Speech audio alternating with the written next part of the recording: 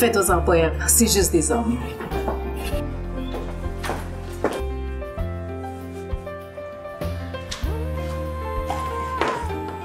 Puis si on retourne un peu en janvier 2010, ce fameux minuit le soir, là, comme on a annoncé, comment est-ce que ça s'est passé là, exactement? Là?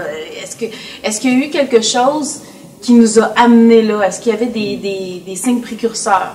Je dirais que c'est plusieurs années qui t'amènent à un événement comme ça. Ma femme de l'époque, elle était rendue là. Elle était rendue au point où elle n'était plus capable. Donc il fallait que ça sorte. Malgré le fait que tu vis dans le déni pendant un certain temps, dans le fond, pour moi, c'est une libération parce que j'étais pas bien dans la relation dans laquelle j'étais. Et j'étais incapable d'assumer le fait que je voulais sortir de là. Je ne retournerai jamais le blâme sur mon ex-femme d'avoir demandé le divorce. C'était la conséquence logique au cheminement. Trop de travail, peu de présence à la maison, peu d'activités communes. De la lassitude et du désintéressement, je te dirais. Okay. Je pense qu'elle, dans sa tête, le cheminement s'est fait par rapport à l'âge des enfants aussi. Comme je te dis, Édouard avait 9 ans à l'époque. Ce bout-là s'est fait dans le calme. Là. Quand on a annoncé aux enfants, ça s'est fait très correctement. Par la suite, José avec mon fils Charles, il me dit, ça se voyait, ça se sentait, on voyait par l'attitude que j'avais en arrivant chez moi. En passant par la fenêtre pour me rendre dans la maison, là, il sentait que j'arrivais dans un endroit où j'étais pas bien, où j'étais pas à l'aise, où j'étais plus heureux.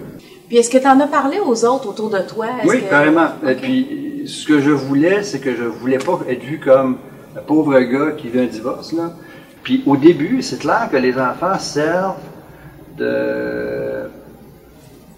d'espace entre la mère et le père, puis ils servent aussi de canal de communication quand tu veux en passer une visite à maman, là. Oui. Dans le terme de la craque puis de la petite phase un peu assassine, là. Puis qu'est-ce qu'on pourrait dire, dans le fond, aux gars là, qui vont passer à travers ça ou qui sont dans le même bateau?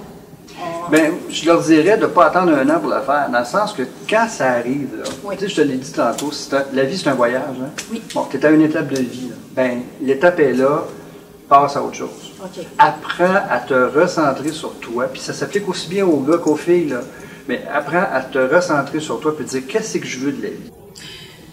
Est-ce qu'il y a eu des bouts de rough? Tu sais, des bouts où on se dit, tabarouette, quand est-ce que ça va arrêter? Ben, oui, il y a des bouts de rough, c'est clair. Faut pas imaginer que tout s'est bien déroulé, puis que tout s'est bien passé, puis que c'est le plus beau divorce sur la planète tel que reconnu par Guinness. Ça, c'est clair.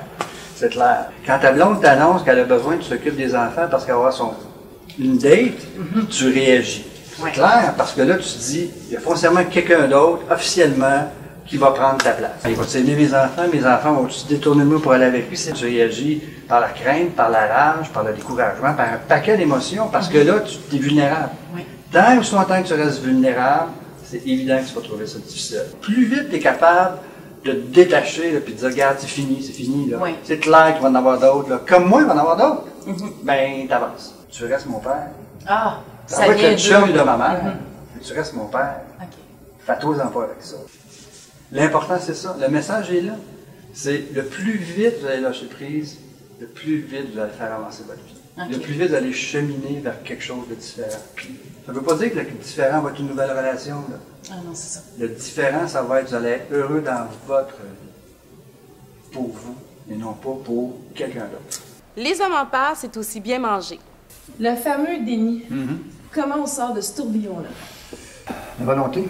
Il faut que tu arrives à un point et te dire tu n'es pas sur le bord de la route là, à plus bouger, il faut que tu avances. Hein. Le constat est clair. Tu sais, c'est arrivé, bon, parfait, à cette heure, continue ta vie. C'est comme ça. Qu'est-ce que tu aurais à ajouter là-dessus, Hugo? Ben, c'est un excellent témoignage parce que ça résume ce qu'on vit lorsqu'on se sépare. Puis, c'est le fun parce que c'est vrai, là, on peut sentir les émotions. C'est la partie la plus difficile. Le fameux déni, c'est parce qu'on reste dans l'émotionnel. Ouais. Puis ces fameuses étapes-là, c'est difficile de tomber dans le relationnel parce que tu es tellement impliqué émotionnellement dans ça. Puis là, ben, tu as les enfants, tu as la conjointe, la maison, les objets, un nouveau conjoint. On ne veut pas rester dans cette situation-là longtemps, mais on n'a pas le choix de le vivre pour être capable de passer à d'autres choses. Puis... je dois dire qu'au niveau des outils, je pense que ça a quand même bien réussi. Puis c'est le fun de voir qu'on peut s'en sortir et on peut avoir une vie après. Puis d'être capable d'en parler et d'en partager, je trouve ça le fun parce qu'à travers son témoignage, je suis en mesure de pouvoir me reconnaître dans certaines choses. Moi, ce qui m'a aidé, je vous dirais, c'est le sport, à travers chaque défaite que tu vis, mais tu vis un certain deuil, tu es déçu.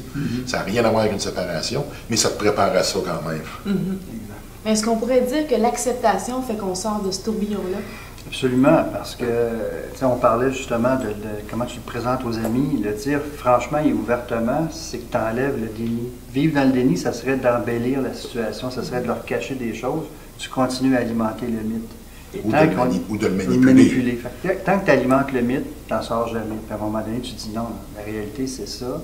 Et tu n'es pas là pour embellir quoi que ce soit, c'est voici la réalité. Puis là, tu vas passer. Prends le recul. Exactement. Prends le recul. Puis ça, c'est la partie la plus difficile parce que quand tu es en état de crise, le plus longtemps que tu es dedans, dans la fameuse période de déni, j'ai une image qui me vient en tête où tu prends, mettons, un chat qui est dans une cage. Lui, il est face à la grille. Quand il est dans la cage, lui, il regarde la grille, c'est sa vue sur l'extérieur. Donc, son problème, c'est d'essayer de sortir. Puis la fameuse photo, ils ont enlevé le reste de la cage qui est autour de la grille et le chat est encore en train de regarder la grille. Donc, tant que tu restes focusé sur le problème, tu n'es pas en train de focusser sur la solution. Voilà. Exactement. Ça, on est tous d'accord avec ça. Exactement. Hein? Ouais.